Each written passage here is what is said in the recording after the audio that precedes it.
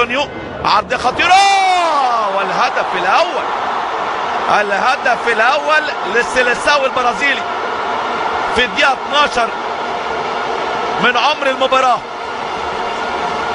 عرضية وارتقاء وراسية بدون أي مشكلة، بدون أي معاناة من مدافع المنتخب المصري، وهدف أول. عرضية حلوة من فيليب كوتونيو وارتقاء وراسية، بقول لكم بدون أي مشكلة. ادي الإعادة، ادي اللمسة، ادي العرضية وادي الراسية والهدف الأول في المباراة.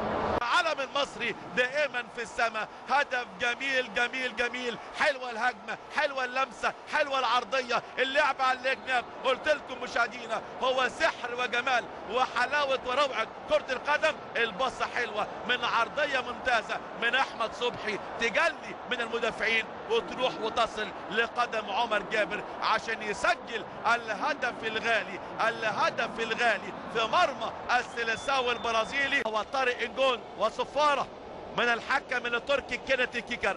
ادي الاعاده، ادي القرار، ادي اللمسه، ادي القرار مظبوط جدا جدا وقرار صح الصح. شكرا يا انجون وشكرا يا كيكر. تسلل موجود للمنتخب المصري. احمد الشناوي، تعدي الشناوي المصري، وهذه نقطة لابد من النقاش فيها. التصويب على المرمى للمنتخب المصري 11، للمنتخب البرازيلي 11.